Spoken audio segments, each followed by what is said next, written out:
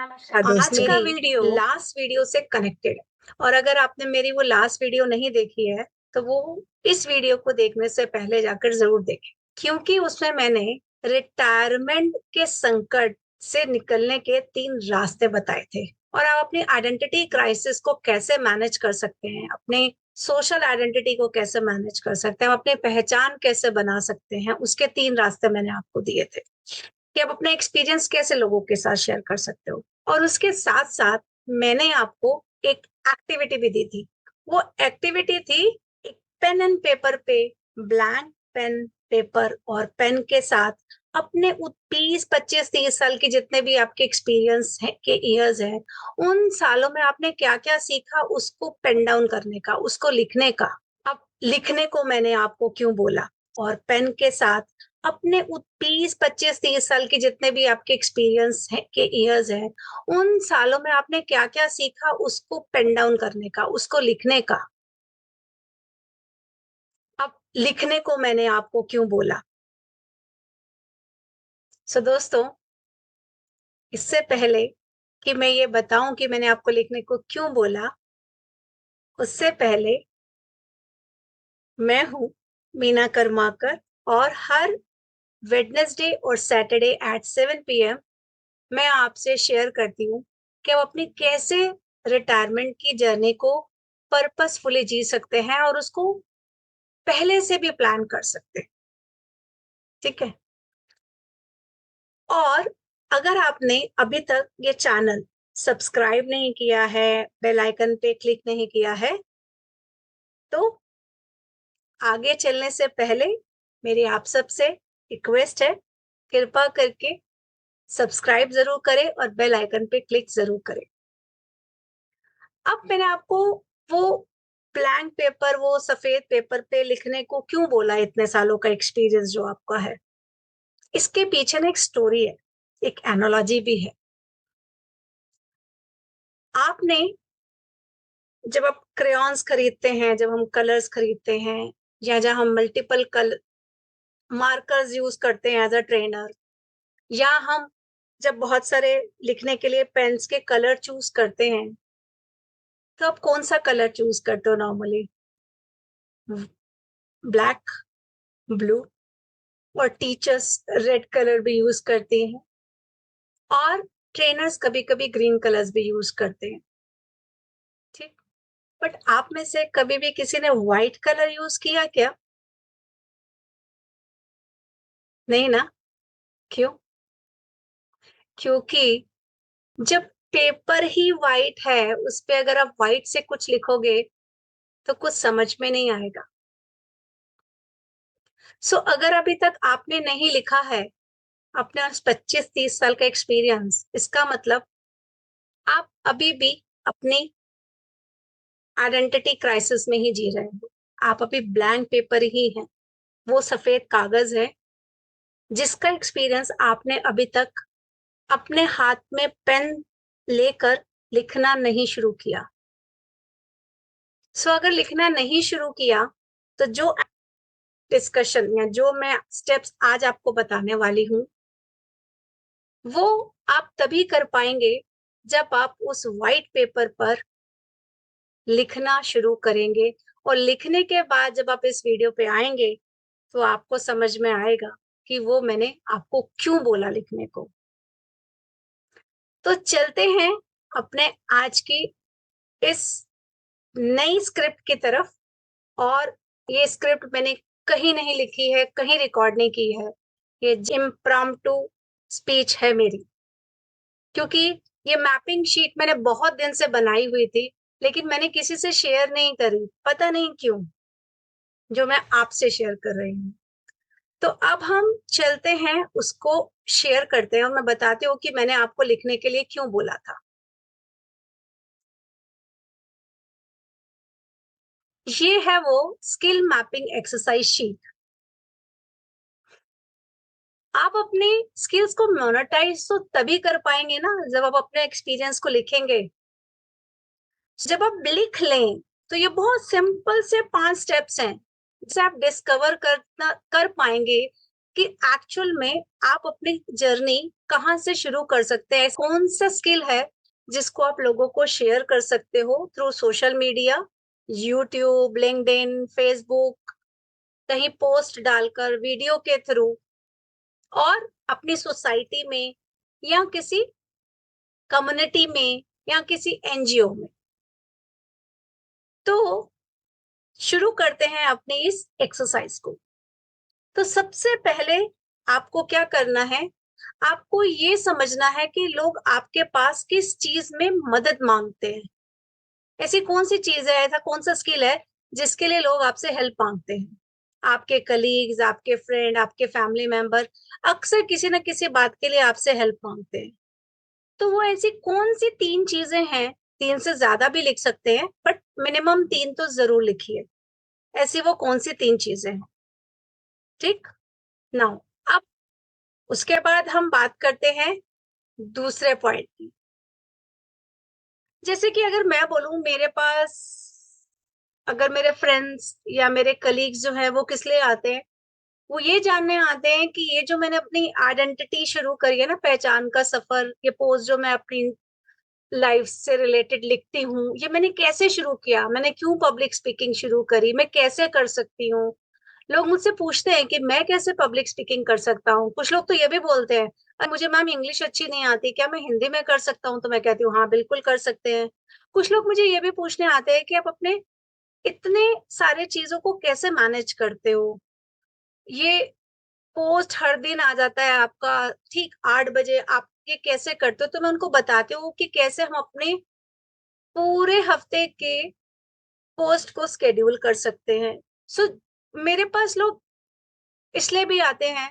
मेरे ऑफिस में मैंने ना एक अपने साथ एक खाली चेयर रखी हुई है, ठीक है? उस चेयर को मैं बोलती हूँ हॉट सीट, ठीक है? जैसे कि केबीसी में होता है ना, आइए आप हमारी हॉट सीट पे बैठिए। तो जब भी किसी को कोई प्रॉब्लम होती है ना, तो वो मेरी वो हॉट सीट पे आके बैठता है। जैसे कि मैम मैं पूरी कोशिश कर रहा हूँ लेकिन मेरा टारगेट अचीव नहीं हो रहा। मैम मैं कैसे अपने नंबर्स को अचीव करूं, ऐसा क्या करूं, कौन सी चीज को कहाँ लिखूं, एक्सेल कैसे बनाऊं जिसको मैं ट्रैक कर सकूं। मैम मैं जब लोगों को बोलता हूँ ना रिटायरमेंट प्लानिंग करने के लिए या किसी भी चीज के लिए, तो लोग मुझे समझते नहीं है, उनको लगता है मैं प्रोडक्ट बेच रहा हूँ जबकि मैं उनकी हेल्प करना चाहता हूँ। तो मैं ऐसा क्या करूं? तो ऐसे बहुत सारे सवाल, ना केवल उनके अपने ऑफिशियल बट पर्सनल भी वो मुझसे शेयर करते हैं कि घर में ये चैलेंज चल रहा है, तो मैम मैं इसको कैसे हैंडल कर सकता हूँ।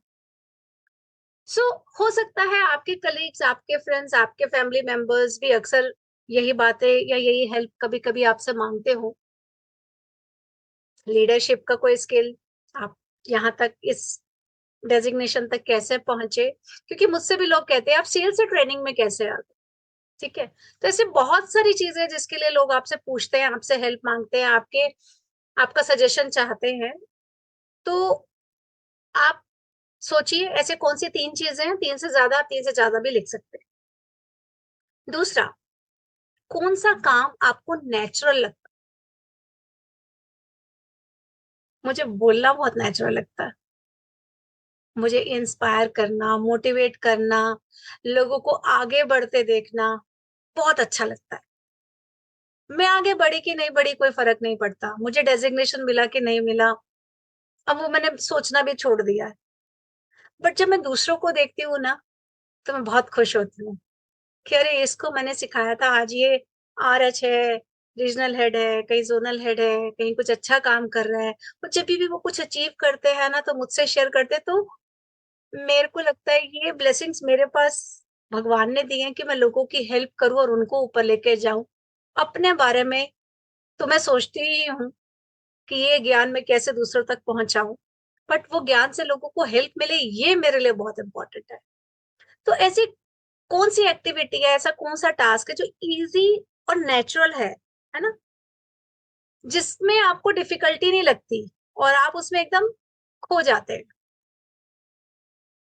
तो मेरे साथ कोई अगर 1 घंटे भी प्रॉब्लम की बात करेगा ना, सोल्यूशन की और मोटिवेट करने की, मैं 10 मिनट में कर दूं, क्योंकि ये मेरी क्वालिटी है, ठीक है? This is my speaking ability. दूसरा मेरी एबिलिटी क्या है, डिफिकल्ट चीजों को इजी वे में समझाना। शायद आप मेरे इस वीडियो से समझ पा रहे होंगे जब मैं ये रिकॉर्ड कर रही हूँ कि मैं डिफिकल्ट चीजों को चाहती हूँ कि लोगों को ईज ऑफ में समझा पाऊं, एक्सपीरियंस से, एग्जाम्पल से समझा पाऊं। तो इसलिए मैं अपने एग्जाम्पल और एक्सपीरियंस के साथ आपको ये शेयर कर रही हूँ। नाउ तीसरा, आपने कौन सी प्रॉब्लम बार बार सॉल्व की है अपने करियर में या पर्सनल लाइफ में? ऐसी कौन सी प्रॉब्लम है जिसे आपने बार बार रिजॉल्व किया है?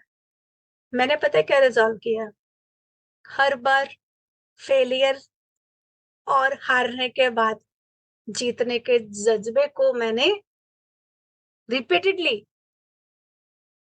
कई सालों तक सॉल्व किया है। नई चीजें सीखने का शौक है मुझे, तो मेरे को बार बार चीजें सॉल्व करने में मजा आता है। ये मेरे करियर का और मेरे पर्सनल लाइफ का अपना एक्सपीरियंस है कि कोई भी कहीं किसी सिचुएशन में फंस जाए, उसको फट से जाके हेल्प कर दो कि तेरी प्रॉब्लम का सोल्यूशन ये है।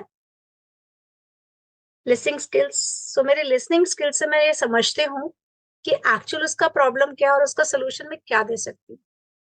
तो चलिए एक एग्जाम्पल, मैं बहुत लाइव एग्जाम्पल अभी आपको देती हूँ। मेरी बेटी जब blessed with baby last year November December में, वो यहीं थी मेरे पास। और बहुत सर्दी होती है दिल्ली यूपी में, और वो मुंबई में पिछले 3 सालों से रह रही है, तो उसको ठंड का एहसास ही खत्म हो गया। उसका बच्चा बीमार रहने लगा यहाँ पर क्योंकि पोल्यूशन भी हाई हो गया था, ठंड भी ज्यादा थी, और डॉक्टर ने बोल दिया था कि अगले 3 महीने तक उसको एंटी एलर्जिक मेडिसिन पे रखना पड़ेगा। उसका प्रॉब्लम क्या था? उसकी हेल्थ और उसके बच्चे की health.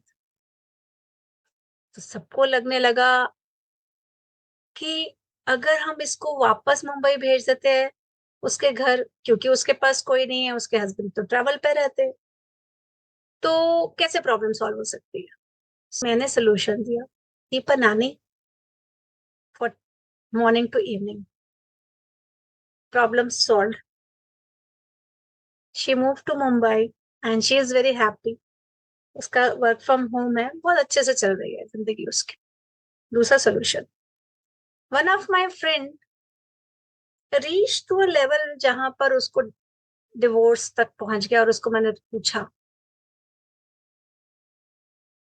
One of my close friend, तो मैंने उससे पूछा कि कभी आपने अपने हस्बैंड को, वो जो लव मैरिज के टाइम में वो जो होता है ना थोड़ा सा कनेक्ट, वो डिस्कनेक्ट था शायद, तो उसको जाके ना सरप्राइज गिफ्ट दे दो, कुछ चॉकलेट, कुछ फ्लावर, जो भी उसको पसंद है वो लेके जाओ, कोई परफ्यूम लेके जाओ। उसको समझ में आ गया, तो मैंने किसी का रिलेशनशिप पे भी काम किया। सो आपके पास ऐसे बहुत सारे प्रॉब्लम्स है जो आप सॉल्व कर सकते हो। अब बात करते हैं करियर की, कैसे प्रॉब्लम सॉल्व कर सकते हैं। मेरे एक एम्प्लॉय ने, बॉस ने एक दिन बोला रिजाइन डाल दो, उसने डाल दिया। 2 दिन बाद बॉस को रियलाइज हुआ, गुस्से में रिजाइन करवा दिया। वो मेरे पास आया सजेशन लेने कि मैम मुझे क्या करना चाहिए, रिवोक कर लेना चाहिए अपना रिजाइन, या अपने डिसीजन पे कायम रहना चाहिए। तो मैंने उसको सजेशन दिया, बेटा देखो, एक बार जब रिजाइन कर दिया ना, मतलब तलाक हो गया अब इस कंपनी से। अब तुम उस प्रोसेस पे हो। मेरा मानना है तुम रिवोक मत करो, तुम आगे बढ़ो, तुम्हारे में बहुत काबिलियत है आगे बढ़ने की। तुम यहाँ कहीं आके ना फंस गए हो, कहीं रुक गए हो, तुम आगे बढ़ो। आज वो एक जोन संभालता है। सो कभी कभी आप ना किसी के करियर की, पर्सनल लाइफ की प्रॉब्लम से क्यों सॉल्व कर सकते हो। तो ऐसी कौन सी प्रॉब्लम है जिसे आप बार बार सॉल्व कर सकते हो? सोचो, सोचो और फिर लिखो। ठीक है, अब चलते हैं अगले पॉइंट पर। अगर आज आपको किसी को गाइड करना हो, तो ऐसा कौन से 3 टॉपिक्स हैं जिस पे आप बड़े कॉन्फिडेंट हो कि आप उसको कोच कर लोगे, मेंटर कर लोगे, उसको दिशा दिखा दोगे, उसको उसकी हेल्प करोगे आगे बढ़ने? तो ऐसे कौन से 3 टॉपिक्स हैं? सॉफ्ट स्किल्स हो सकता है, लीडरशिप्स हो सकता है, रिलेशनशिप हो सकता है, हीलिंग हो सकता है, हेल्थ हो सकता है, कुछ भी हो सकता है। तो सोचिए ऐसी कौन सी 3 टॉपिक्स हैं जिसमें आप कॉन्फिडेंट हैं कि आप इसमें आप लोगों की कोचिंग या मेंटरिंग कर सकते हैं। सोचिएगा, फिर लिखिएगा, बट उससे पहले वो ब्लैंक पेपर पे अपने एक्सपीरियंस को ज़रूर मेंशन करें, तभी आप ये लिख पाएँगे। और लास्ट वन आपने कौन-सा ऐसा चैलेंज है जो ओवरकम किया है अपनी ज़िंदगी में, जो यूनिक है, जो लोगों को दिशा दिखाता है? क्योंकि सेटबैक से ना बहुत स्ट्रेंथ मिलती है। मैंने अपने लाइफ में 4 नहीं, अब तो 5 बार डेथ को करीब से देखा है और उन सेटबैक्स में से तो बस एक ही चीज़ समझ में आई, जितनी बार गई उतनी बार वापस आ गई। एक बात तो समझ में आ गई कि ज़िंदगी मेरी पर्पस के लिए है। मुझे ज़िंदगी भगवान ने सिर्फ़ किसी की हेल्प करने के लिए, सर्व करने के लिए सोसाइटी के लिए दी है, तो मेरा पर्पस है लाइफ़ का कुछ। तो मैं छोटे-मोटे चीज़ों के लिए नहीं बनी शायद। मेरा पर्पस शायद बड़ा है इसलिए भगवान मेरे को हमेशा साथ देता है मेरा। और उसी की वजह से उस सेटबैक से जो मुझे स्ट्रेंथ मिली ना, मैं फ़रवरी में मुझे जनवरी के मंथ में मैंने एक सपना देखा कि मैं टेडक्स के प्लेटफ़ॉर्म पे बोल रही हूँ। लाइव सपना विजुअलाइज़ किया मैंने खुद को अचानक से एक दिन और 2 दिन तक 3 दिन तक वही सोचती रही मैं। आपको पता है, मुझे फ़रवरी में वो मौका मिला विशाखापट्टनम में जाने का, टेडक्स के प्लेटफ़ॉर्म पे बोलने का। और सबसे अच्छी बात पता है क्या है? उस सेटबैक से जो मुझे स्ट्रेंथ मिली ना, वो ही स्टोरी मैंने टेडक्स के प्लेटफ़ॉर्म पे शेयर करी और वो स्टोरी आज ही गुड न्यूज़ मिली मुझे कि टेडक्स की इंटरनेशनल यूट्यूब पे अप्रूव्ड होके अपलोड हो गई है और उसका लिंक भी मुझे आज मिल गया। सो दोस्तों कभी-कभी ना आपको सेटबैक भी ना ज़िंदगी के ऐसे चैलेंजेस जिसमें हम ये सोचते हैं कि भगवान और क्या चाहता है मुझसे? क्या करूँ मैं? क्यों मुझे हर बार मुश्किल में डाल देता है? तो हमेशा याद रखिएगा, कृष्ण भगवान की ज़िंदगी भी ना जब वो बालक बन के जब उन्होंने जन्म लिया, जन्म से लेकर मृत्यु तक उनकी ज़िंदगी भी आसान नहीं थी। तो हम तो नॉर्मल पर्सन हैं, हमारी ज़िंदगी कैसे आसान हो सकती है?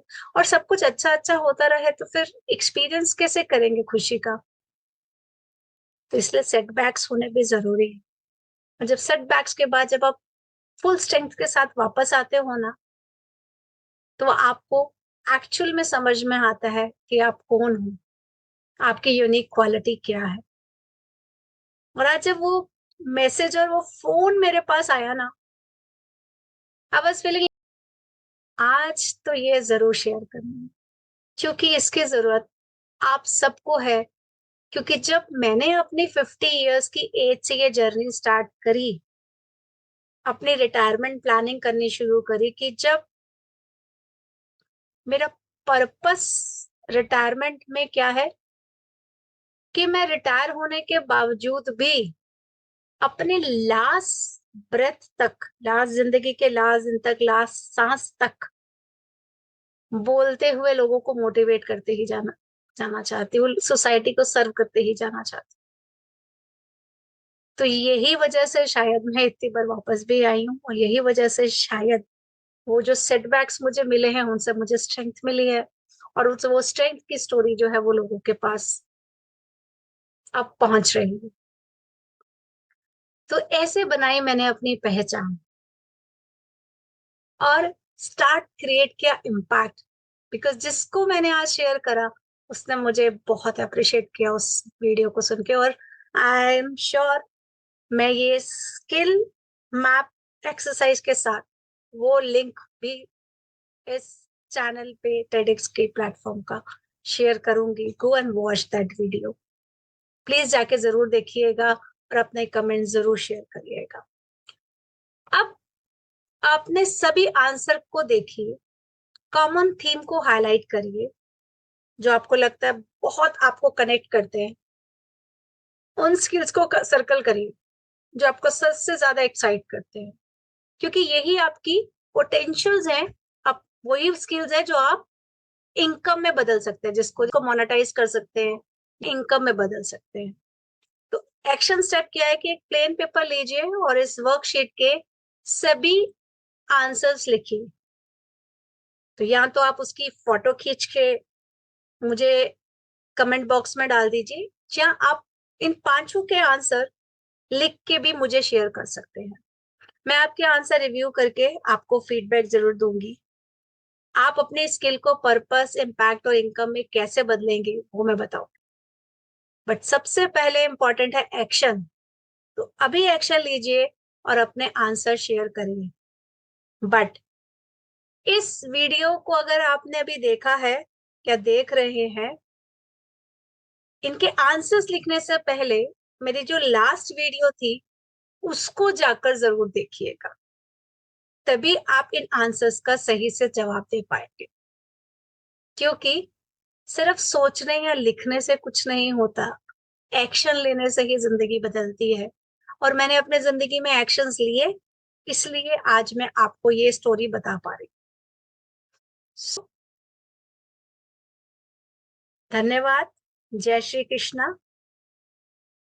मैं उम्मीद करती हूँ कि आप लोग इस एक्सरसाइज को करेंगे और अपनी जिंदगी को ट्रांसफॉर्म करेंगे और अपने एक्सपीरियंस को बदलेंगे। इनकम, इम्पैक्ट, लीगेसी बहुत जरूरी है। जनरेशन के लिए छोड़ के भी तो जानी है। इसलिए अंत में जाने से पहले मैं आपसे रिक्वेस्ट करती हूँ कि अगर आपको मेरी वीडियोस पसंद आ रही हैं और आपको इससे कुछ सीखने को मिल रहा है, तो वीडियो को सब्सक्राइब जरूर करें। ना केवल सब्सक्राइब करें, आगे शेयर भी करें। हो सकता है इस वीडियो से आप किसी की जिंदगी बदल दें। ये भी एक तरीका है दूसरों को सर्व करने का। फिर से धन्यवाद और जय श्री कृष्णा।